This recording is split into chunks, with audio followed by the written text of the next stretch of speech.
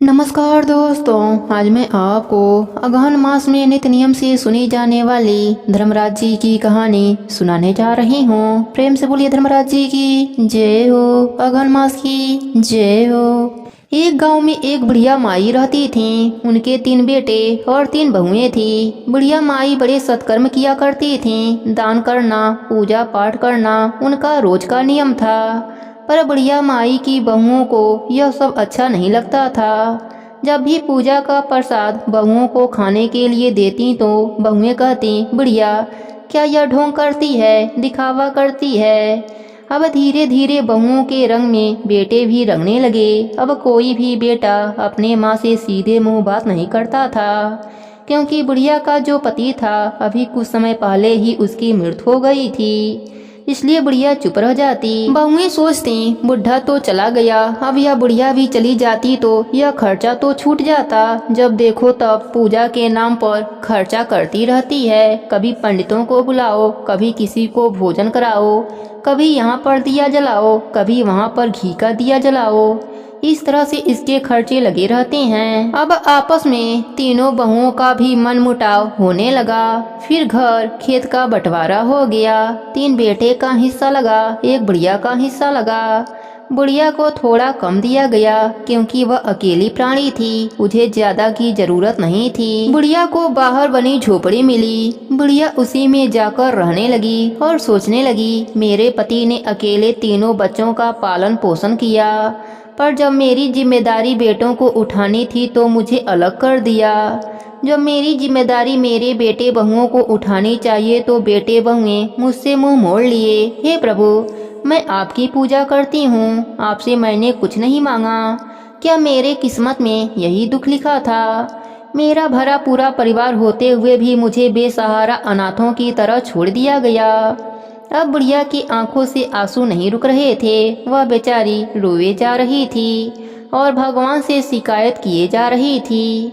उधर तीनों बहुएं बहुत खुश थीं। चलो बंटवारा हो गया, अपने मर्जी से पकवान बनाएंगे, बच्चों को खिलाएंगे और खूब मजे से रहेंगे। कहाँ तो बुढ़िया का इतना काम करना पड़ता था। कभी बुढ़िया के कपड़े धो, कभी बुढ़िया के लिए खाना पकाओ, कभी बुढ़िया की सेवा करो, हाथ पैर दबाओ। भाड़ में जाए बुढ़िया, मर जाए तो अच्छा होगा, कम से कम इस कमरे का हिस्सा भी हमें मिल जाएगा।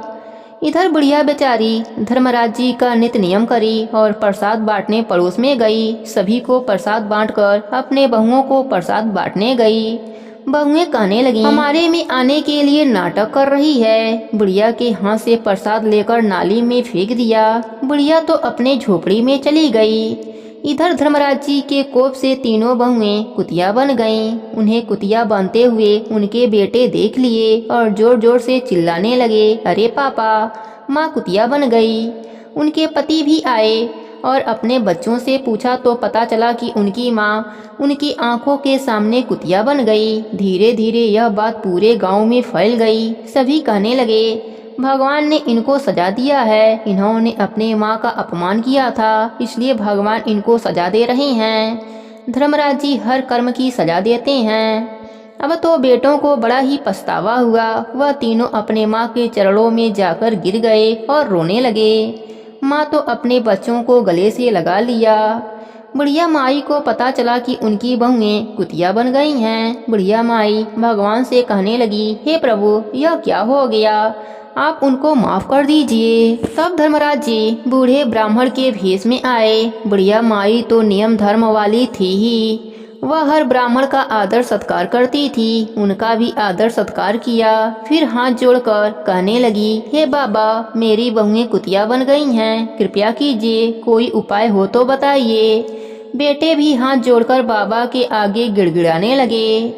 तब बाबा ने कहा, तुम सब ब्राह्मण जिमाओ, फिर उनका जूठन अपने पत्नियों को खिलाना, तब जाकर उसका श्राप दूर होगा। बेटे तो बहुत खुश हुए और बारंबार बाबा को दंडवत करने लगे। फिर सभी बेटे ब्राह्मण लेने गए। पीछे से बुढ़िया ने पकवान बनाया। ब्राह्मण आए, भोजन किए। फिर उनके पत्तल का सारा भोजन उठाकर बुढ़िया और उनके बेटे कुतिया को डाला। कुतिया भी अपनी करनी पर रो रही थीं और उनके बच्चे अपने माँ से लिपट कर रो रहे थे।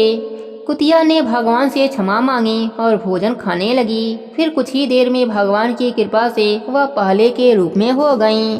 फिर अपने सास के पैरों पर गिरकर रोने लगीं। सास उन्हें भी अपने गले से लगा लिया। अब सब मिलकर धर्मराज जी का नित्य नियम निभाने लगे। धर्मराज जी की कृपा से उनको इहलोक में सुखों की प्राप्ति हुई और मरने के बाद स्वर्गलोक का सुख मिला। प्रेम से बोलिए धर्मराज जी की जय हो, चित्रगुप्त जी की जय हो।